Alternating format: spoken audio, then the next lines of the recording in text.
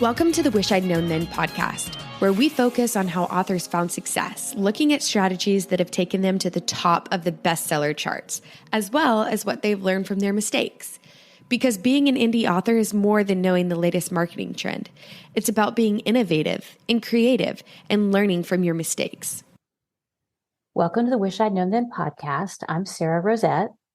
I'm Jami Albright. And this week on the show we have Tara from Kobo. Yeah, and it was great. I learned a lot. Yeah. She had some really good tips for if you're interested in being on Kobo and like increasing your sales on Kobo, but then also just advice for genre trends and like what's coming and just really good stuff. I think it'd be helpful to anybody. Yeah, it was great. And I mean, like I said, I learned a lot. There were just things I didn't know that Kobo could do, like libraries and the library thing. It was so great. But yeah, it was great. I think that everyone will love it. So what's been going on with you this week, Sarah? Well, I'm working on some proofreading. Edits. I was just getting going on a book, and then I had edits come back. So I've been doing edits and doing some tax stuff for end of year. And so, kind of the, maybe not so exciting stuff. So anything super exciting. The unglamorous part. Yes. What is it, like categorizing expenses? Woo-hoo, yeah. that's so much fun. That is sexy. So that's like all I've got. What about you? Not much. Just writing a little bit. When it's hard to write, but I'm putting words on paper, and that's all good. I can say. So I am running a branding special, just talking about branding for your book series, author name. Author persona, whatever. And that's for the month of December, and it's $125. And so if anybody's interested, they can email me, and we'll have my email in the show notes, or you can go to my website, jamialbright.com, and contact me there. So, and so I've gotten some calls about that. That's been fun. And just doing my thing. So I was thinking we should mention this time that you were on the Indie Author podcast. I was. And we talked about branding. Yeah. We did talk about branding. Yeah. And so it's something I'm really interested in and think that, certainly could learn a lot more about, but I think that it's something I just, there's just some things you understand. I do not understand algorithms or data, but there's other things I do understand. And so, and I feel like you have really good instincts when it comes to like when people talk, like when we're talking with authors and somebody's like, well, this is what I'm working on. You can come up with very creative things that fit people's brands, even if it's not your brand or your genre. Or my genre. Yeah. So anyway, if anybody's interested, give me a call or give me an email, send me an email, and we'll talk. Yeah. And so since we mentioned Maddie's podcast, I was also going to mention another podcast that I found. It's called Afternoona Delight, and it is about K-dramas. And it's really, it's a couple of writers that they watch K-dramas and then they talk about them like plotting, deep dives into like the all is lost moment. It's very interesting to hear other people. I always love writing podcasts, so I thought I'd give them a shout out. That's great. Awesome. They're lots of fun. So well, very good. So we do have a new supporter. Yes, this week. Thank you so much. Yeah, we've got Christy Barth, and she picked the musical note. And thank you for that. We're so happy to have all the supporters that we do. And we just want to say thanks. Yeah. And we did a supporter podcast that went out last week. It's in the, put a post about it in the group, correct? Yes. But tell people how they can find it otherwise. Yeah. Because if you are a supporter, you should have received an email about getting your own private RSS feed. And so that's where you'll find the full episode. If you're a new supporter and you don't have that, just email Buzzsprout support, and I'll put that link in the show notes in case you're having trouble finding it. So that is how you get the private RSS feed. And if you want to support the podcast, then you'll have access to everything in that feed that we've done. Yep. So I think that is all we've got today. Yeah. Well, let's get on to Tara because she was great. All right. Here is Tara. Well, today we are really excited to talk to Tara Cremin. How are you, Tara? I'm good. Thanks for having me. Well, thank you for being here. We've wanted to have you on for a while. Yeah. Always happy to chat. All right. Well, let me read your bio and then we'll jump into the questions. Tara is the director of Kobo Writing Live, Kobo's independent publishing platform. As a subject matter expert in all aspects of indie publishing with a decade of experience, she's dedicated to making KWL the greatest and most user-friendly self-publishing platform available. She leads a team of book lovers who are actively involved in the indie publishing community and always looking for ways to help authors reach a new audience of readers. So I certainly agree with that Kobo is like the best platform for ease of use for an indie author. Is so nice. Yeah. I am not wide, so full disclosure, but I've always heard such great things about Kobo and how they deal with their authors. And I just think it's awesome. So tell us how you got started writing. Not writing. Let me start again. So tell us how you got started working with writers. Sure thing. And I'm just going to say apologies if my dog barks. He's starting and I'm trying to grab the mute as we go back and forth, but so apologies in advance. So I kind of started working with writers. I don't want to say accidentally, but it wasn't, I guess something I kind of fell into. My background is in literature and book selling. And I'm from Ireland originally, and which is why my accent is a little bit strange. I also grew up in England, and I've lived in Canada now for almost 12 years. So when I moved to Canada shortly afterwards, I joined Kobo. They kind of saw my resume and were like, books and tech and like, you might be interested in this. And that was kind of the perfect job, really. I started on the customer care side, being the author support person, and then just kept getting called back and eventually switched areas where after a while of like just answering emails, I wanted to be able to solve some of the problems. So I moved onto the publisher operations side. Which was really like a learning about the publishing industry on the job, right? So learning all about Canadian publishing and publishing in general, mixed with this like a wealth of knowledge within the content team at Kobo.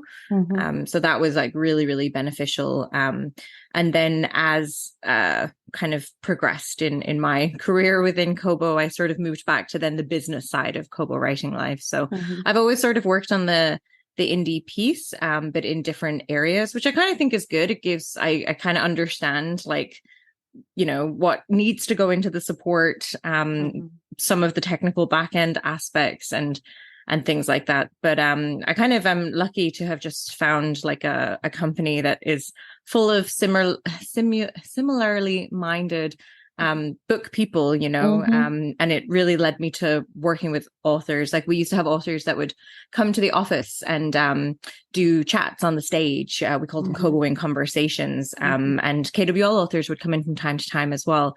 So I had never really been around writers in this sense in person, and I really enjoyed seeing that. I love that. Yeah. Kobo is a very book centered company. Like yes. I love it. And you have a podcast for indie authors and you talk a lot of indie authors, right? The Kobo Writing Life podcast. I jump in there from time to time, but Rachel and Laura, they're the main co-hosts, and the podcast is 10 years old now, which is wild. We've had over 300 episodes. And we actually talk to a mix of indie and trad and hybrid, and try to focus on like the craft, and then also like the business of writing, because as we learn, as this changes and grows, that regardless of how you're publishing, you're still kind of marketing your books. So some of the same rules apply to everything, but it's been a lot of fun to be able to talk to authors, and especially in this industry as it changes so quickly. It's been fun to chat about the like whatever is the newest thing, you know? Yeah. And you can tell on the podcast that y'all are book lovers, that you're interested in books and authors and reading. So I think that's... Yeah, I was just talking to Laura earlier about, she was saying the podcast is great to hit her reading goals, that she's trying to read 100 books this year. Yeah. So that's a lot. She's been using it for that as well. So that's great. Yeah. That's great. Well, do you have any aspirations to write? So what my mom tells people, that I am a writer. I'm like, that's not what I do. You don't really understand my job. And I was like, no, I work with writers. I mean, maybe one day. I've tried nano and failed a couple of times, which I kind of find quite humbling, because I understand how terrifying a blank page is. So I am always in awe of authors being able to sort of focus that time creatively and like put something out into the world. I think that's a real gift. I'm not quite sure I have it, but maybe one day. But yeah, I not right now. Yeah. That's funny. Yeah. Yeah. Well, what do you wish authors knew about Kobo? I mean, I guess we sort of touched on this a little bit, that just about how much it really is focused about like books. It literally is an anagram of the word book.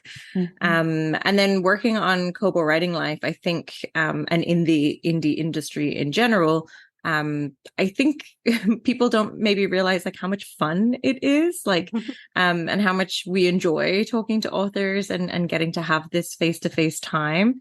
I think it's really rare in a job to get access to such a close-knit community. I always think that whenever I go to conferences or things like that, where it's a community where people are really genuinely sharing what works and trying to build one another up. Like, and for sure there is competition, but not in comparative industries in the tech world. You know, you don't see the same sort of thing, nor do you see as many women on the top, which I really appreciate, going to conferences and seeing so many women just leading the field. So I think that's what I like about it. Yeah, I love that last part for sure. You know, you don't see a lot of women at the top of a lot of industries, and I know we got to change self-publishing is really and self-publishing is really one of those that does have a lot of women at the top. So I love that. It's romance usually. That's romance authors.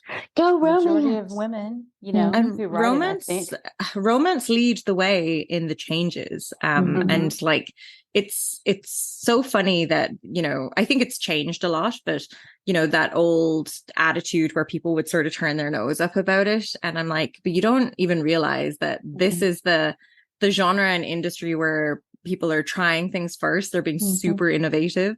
They know what works. And then people are replicating what they are doing, like even to the major publisher level, you know? So I think people really underestimate it. So I kind of like that aspect. And I love the DIY aspect of working with indies, because I mean, I'm a punk. That's my soul. You know, I love that sort of like ethos in general, of like just do it yourself. And I really like that as well. Yeah. Well, is there anything you wish you'd known about indie publishing or working with authors? We're kind of a quirky bunch.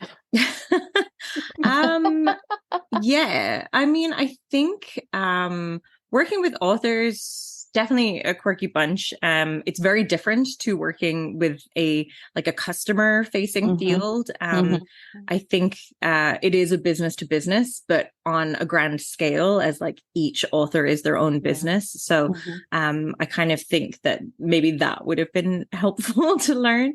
And also how introverted a lot of authors are.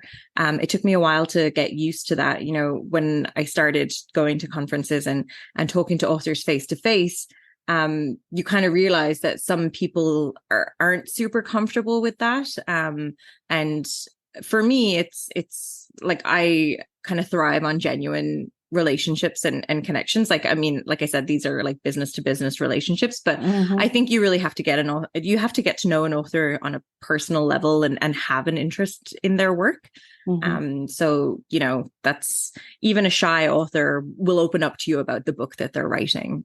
So I think once I kind of realized that, that's always been helpful for me. The people are human, you know, we're sending emails or kind of working in this bigger community, but at the end of it, there's just sometimes a shy person that's trying to tell their story. So, yeah, I think that I didn't realize at the beginning when I joined this industry. I love that. Yeah. I mean, there are a lot of introverts in this business. So, but I love it when you're speaking with an introvert and you ask them about their book, you know, at a conference and they just like the switch just flips and they're all animated. I love that.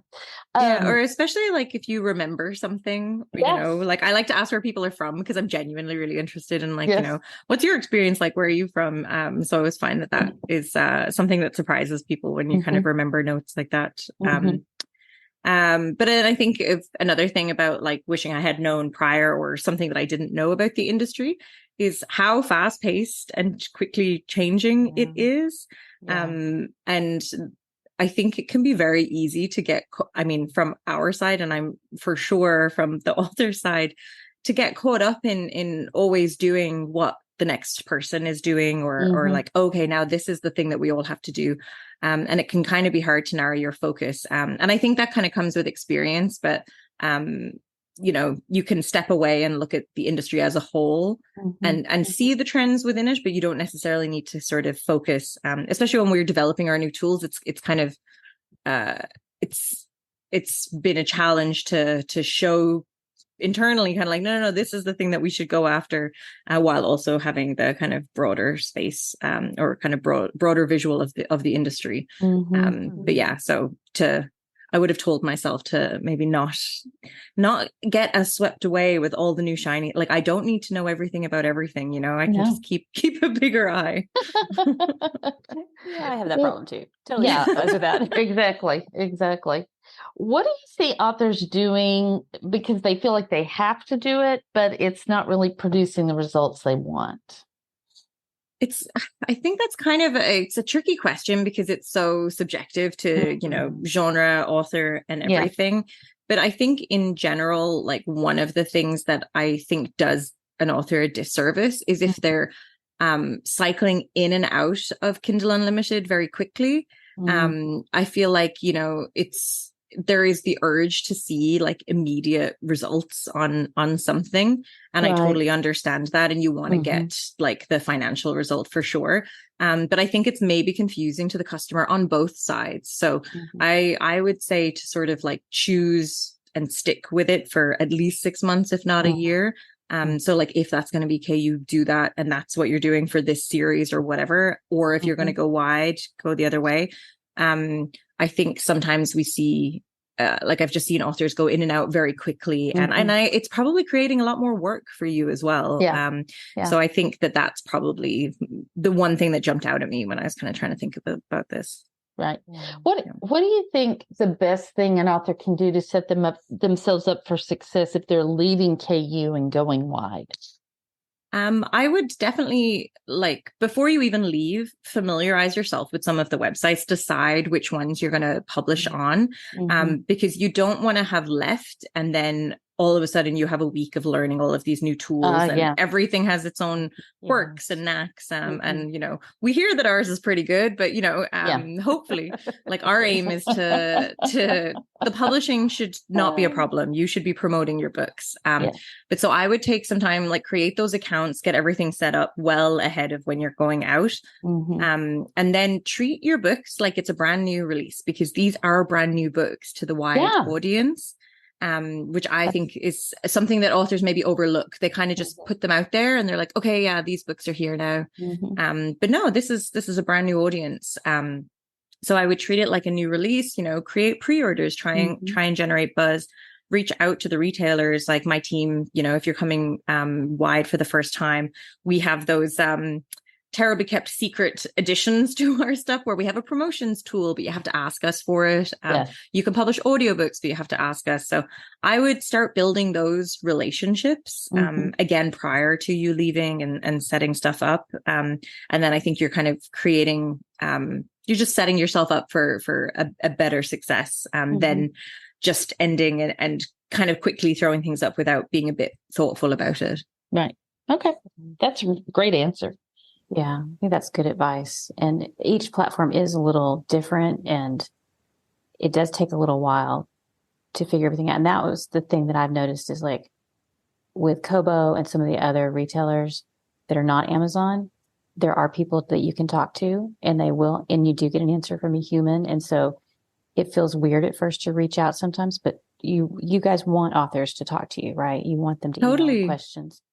Especially if you've had success in KU and you're new to Kobo, that's great for us to know, because like to us, it looks just like a new account, you know? So it helps us to know, okay, right, you have an audience there. Like, how do we now find you this audience?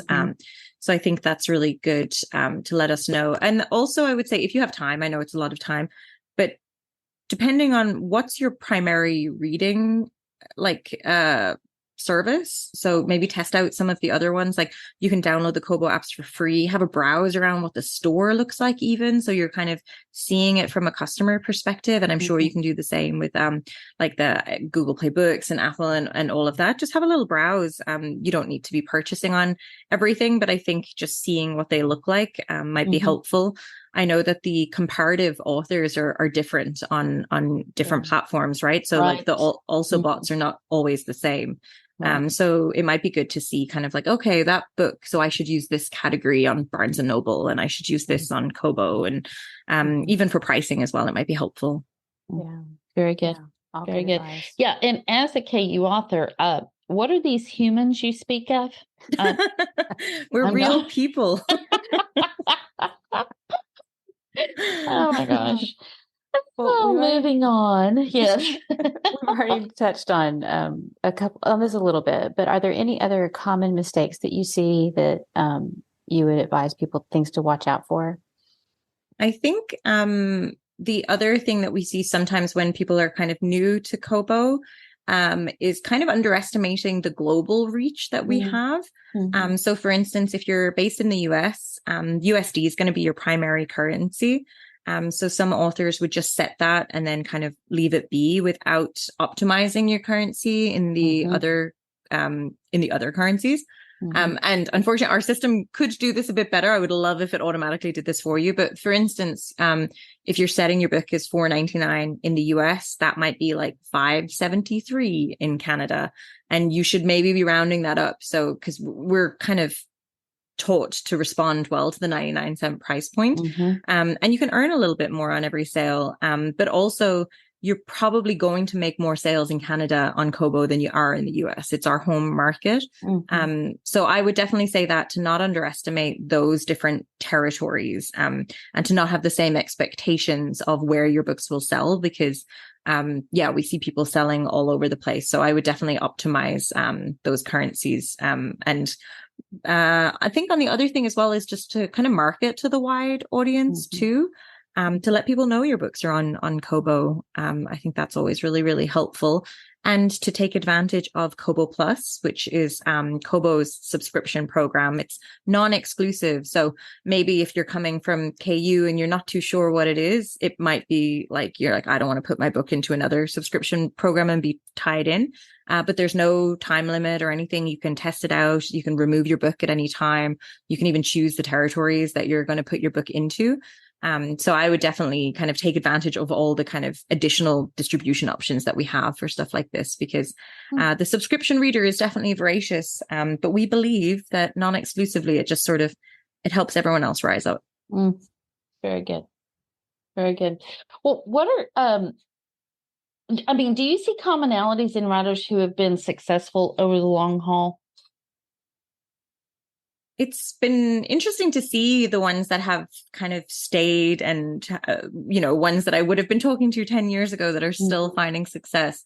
I love seeing that. And I think the main thing is really being consistent with your releasing and how you're talking to your audience. And for sure, you see authors taking time off or things like that, but having clear communication. So I think consistency in how you're releasing and how you're publishing, it doesn't mean that you have to release a book every month. You could be an author that releases one book a year. You could do 4 books a year, but it's just making sure that you're setting those books on the same sort of timeline. So your authors know when to expect it. At Kobo, we don't penalize you if you shift your pre-order date. You definitely can do that. You can set a pre-order as far ahead as you like, but we kind of recommend you to set something realistic so you're not disappointing any customers. But I think in terms of pre-orders, you want to just like ensure that you're fulfilling them kind of regularly so authors know or customers know what to expect from you. So I think consistency is probably really key when you're trying to be long-term like that. You want to hook those readers so they'll keep coming back. But if you're being a bit flaky or if your release schedule is kind of a little all over the place, it might be harder, I think. Yeah. You don't want to confuse people and you don't want people to wonder if you're still writing. I think that's exactly right. Exactly. Yeah. Well, since you work with such a wide range of authors and genres, what trends do you see, or what do you see going on right now that's kind of interesting or popular to you? I feel like audio is the buzz at the moment for everything. So you can publish audiobooks directly with KWL and KWL. We just shorten it to call it that for Kobo Writing Live. And you can opt your audiobooks into Kobo Plus as well. Part of the way that we do Kobo Plus for the subscription program is calculating by minutes read rather than pages read, which lets us treat ebooks and audiobooks exactly the same. So I think if you're that seems to be the trend of books going in. So if you're kind of curious about audio, I know that Google have the free tools that you can use. We actually accept those, so you can publish those through Kobo Writing Life and opt those into Kobo Plus as well. We would just say that you're very clear on that this is an AI narrated audiobook, again, just to temper customer expectations. But yeah, I think that seems to be where a lot of people are kind of talking about at the moment, especially as more and more players enter the game. And I think competition is good and healthy. So it's something that is kind of what we're interested in. And then in terms of genres, romance is always king. And just something that I was noticing with covers, I guess, for non-romance, but even for like thrillers or mysteries and things like that, that kind of like animated, like not cartoon, but like an animated cover that almost would look like a rom-com, like solely they used to be just for rom-coms. Yes. Seeing those expanding into other genres, which has been really interesting. So you can kind of see like a romantic suspense in that sort of area. So that jumped out at me as something that was sort of new and I hadn't seen before. Yeah, I haven't seen that. And it's funny because I write mysteries, cozies, and historicals, and cozy has always, or not always, but has had a lot of those kind of vector type covers that are very bright and have the illustrations on them. So in some like amateur sleuth categories, that's kind of we're moving away from that. I don't know, the Richard Osman covers that are very text prominent, with maybe one graphic and like a single background. So I think cozies are kind of going maybe a different way. So that's funny because you could maybe follow the trend of it moving from that into like thrillers then perhaps. Like it's kind of funny. And I have noticed a little bit of a resurgence of like the object book on romance covers as well. But I think things are quite cyclical. What I would say for covers that I think really work for box sets, because box sets do really well on Kobo. We don't have a higher price cap, so you can publish a box set for over $9.99 and earn 70% on every sale. And because of that, we see people doing like super duper box sets where it's like 12 book bundle and you're kind of pricing it at its value.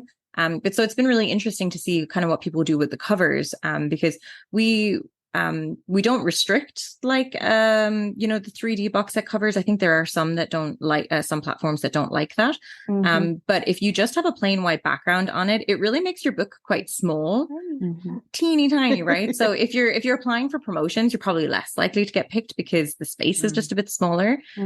So it's been interesting to see how authors use the space, because I almost think of box sets, they're almost like an ad for that series.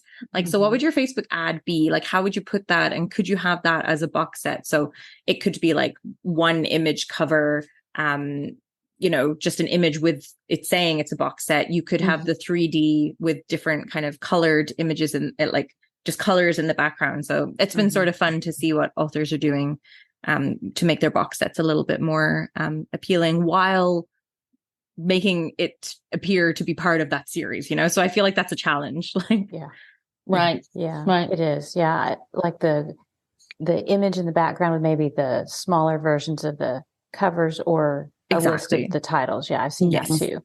And it does fill the space much better. It doesn't give all that all the white space around the little tiny 3D. Right. I love that you don't put a cap on the box sets, but I mean, that's always been your policy. And I love that. I think that's great. That is very painful. With the KU box set. Yeah. And with the Kobo Plus, what I've noticed when I'm kind of looking at the books that are being read, box sets kind of float to the top as well, which, I mean, obviously they are longer, so therefore they're probably at the top. But it's been really interesting to see how, like, because in theory, a customer could pick all of the books, but they like it as a place to have all of the series in one place and read that box set through. So that's been something that's interesting on Kobo Plus. And also, it's been a real area where backlist content is sort of getting read. So it's not always frontlist that are like the top books when I'll kind of go through and look at, what are people reading in Kobo Plus in the US? Right. It's been interesting to see like, oh, these books are from like 2017. So yeah, it's been kind of interesting to see that as an avenue for discovery. Yeah, that's great. That's very great. Interesting. Yeah, it is. How have you seen indie publishing change over the last few years? Oh, so much. I mean, I think we talked about how quick it changes. Yes. But I think just like the formats, back in the day, you had a Word doc, you uploaded it, and that's all you needed to worry about. Now it is everything. It's the Kobo Plus. It's the different distribution. It's, do you have audiobooks? Are you sending books to libraries? If you have audio, are you human narrating and AI narrating? Are you doing a bit of everything? So I feel like it's authors have to make even more or have to wear even more hats than they had previously around all of the different formats. And then I think I guess the biggest change as well is just more books, so it is a lot harder for books to stand out. I feel like at the probably 10 years ago when Kobo Writing Life was launched, there were fewer. So even your ads, you probably earned way better on your ads than you would have. Nowadays, it is a little bit harder. But that's why I think it's really important to build the relationships and take advantage of the opportunities that different retailers have. Like we have a promotions tool where we kind of allow just Kobo Writing Life authors to apply for different promo features. And we just launched Kobo Plus. So we're kind of, you can apply to be kind of featured in a Kobo Plus carousel that goes right to subscribers and will be updated on a weekly basis. So wow. As the industry has changed, we're trying to pivot how we can still assist authors at the same time. That's great. Yeah. We know that we need all the help we can get. Yes.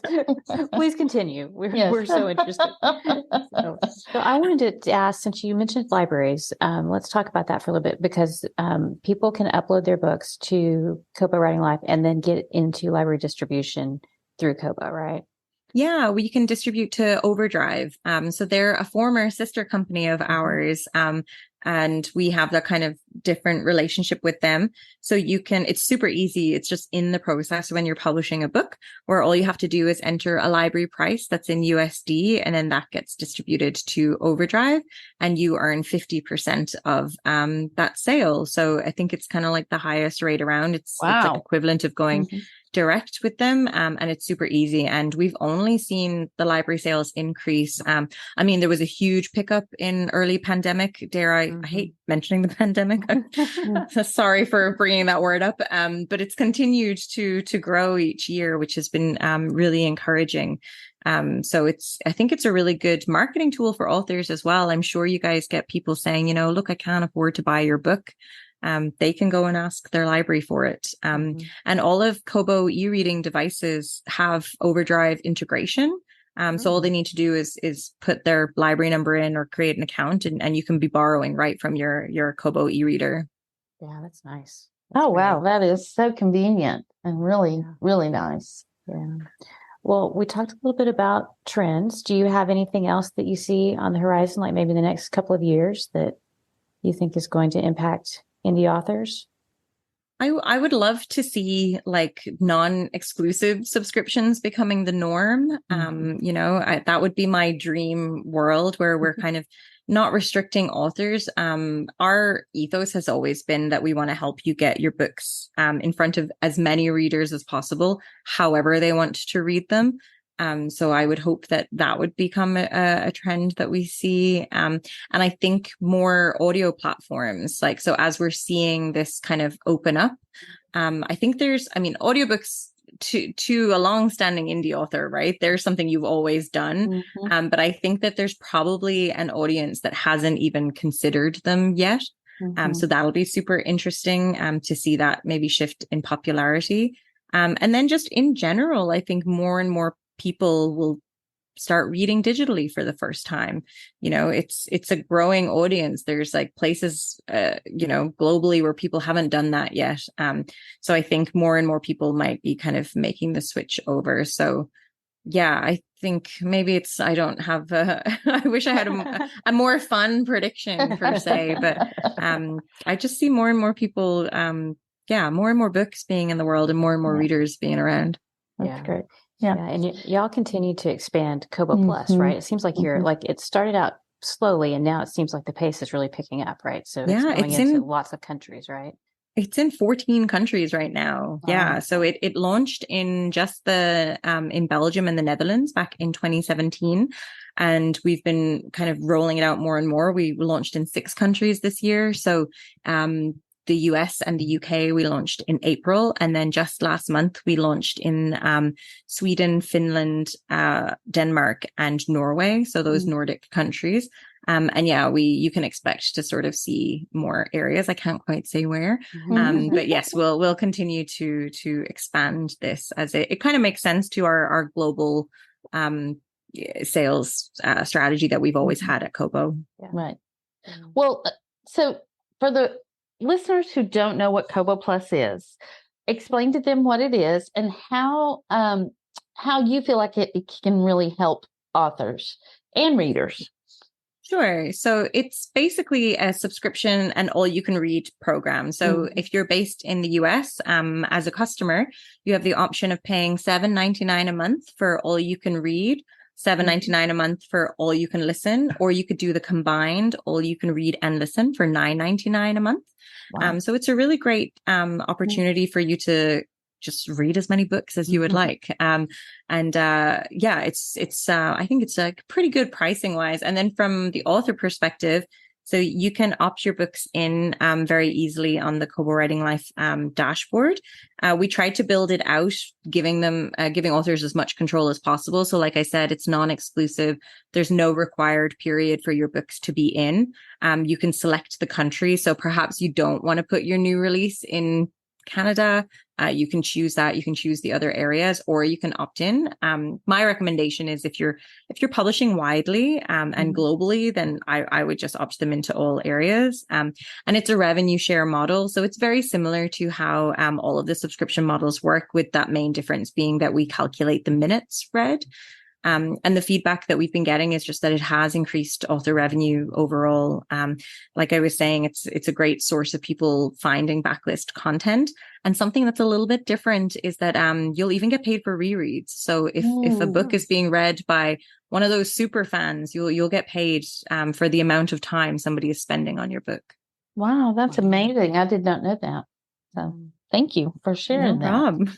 Yeah. And I can attest to the sales, the earnings going up with Kobo Plus, because I put mine in pretty early on. I can't remember if it was just when you first launched or like phase 2 or whatever, but I have seen an increase in the Kobo Plus versus just sales.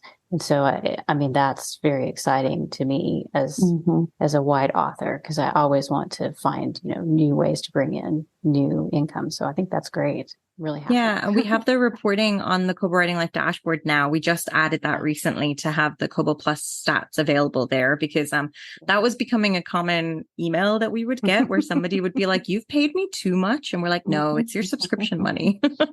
Like, you just haven't checked. That's funny. Which is, I don't know if I'd make that call. Yeah, I don't know. You'd be like, it's so kind of those people to, I wouldn't email and say anything, but very kind. Well, I have a question, since I'm not in Kobo. So you said something about like audio and some of your promos, you have to ask about those why is that you just don't have that as something that's available to everybody? It's a bit of just a way of streamlining the operations, but also because, so the promotions, for instance, is primarily, I mean, it is right now actually all English language, but we have authors all over the world. So it really is to just sort of make the promotions available to only those who can kind of benefit from them. So for instance, if you're in France with a bunch of French books, you're probably not going to put your book into a promo of just English content. So that's kind of the reason. I know I would love to automate it a bit more, where it's like, if we know you're based here, that you just see these things. But yeah, it's mostly just to streamline it so it's a bit more manageable on our end. But once we enable them for you, then they just sort of stay there and you don't have to worry about it. Okay. Thank you. Yeah. Well, we always like to ask everybody, what's the best thing you think you've done to set yourself up for success? Ooh, that's a hard question. I think not being afraid to ask questions. Like as I mentioned, I've sort of shifted a couple of different positions throughout Kobo, and I always kind of look at it as like, I love to learn, right? So it's not being afraid to like learn new things or not know something. So I think to be successful, you have to be willing to admit when you don't know things, and there's nothing wrong with that. Everyone starts at some point. So I think not being afraid to ask questions and always having a capacity to learn new things is probably really important. Okay, I love that. Yeah. That's a great answer. Yeah. All right. Phew. Check. Yeah. we can air it now. That was good. No, it was a great answer. Well, we appreciate you being here so much. I guess what we would want to know is, how can people find out more about Kobo or get their books into Kobo if they're interested? Yeah, so you can go to kobo.com/writinglife. That's the website where you can sign up and make an account. We have the Kobo Writing Life podcast. We're on I shouldn't say all the socials. We're not on TikTok because we don't have the capacity to take on another thing. But you can follow us on like Facebook and YouTube and Twitter. If you search Kobo Writing Life, you'll find us there. Yeah. And if you have any questions or anything, you can email writinglife@kobo.com. And a top tip, if you wanted a question to come to me directly, just put Tara somewhere in the email and I'll get that. So if there's anything that you wanted to ask me directly, I'm happy to answer as well. Perfect. That's awesome. Yeah. Well, thank you for talking to us today. This has been really, really good and informative. I think you've given some great tips for people to think about, specifically for Kobo, but then also for they're publishing in, on different platforms too. So I think it'll be helpful. That's great. Well, thanks everybody for listening today. You can support the podcast at wishidknownthem4writers.com/support. And you can find the show notes at wishidknownthem4writers.com. Thanks to Alexa Larberg for editing and producing the podcast, and for Adriel Wiggins for being our faithful PA and doing all our admin. And we'll see you guys next week. Bye. Bye, everybody. Thanks for listening to the Wish I'd Known Then podcast. We hope this episode inspired you, empowered you, and made you laugh a little bit too. If you loved it, tell your friends about it. And if you feel so inclined, leave us a review. We look forward to being with you again next week.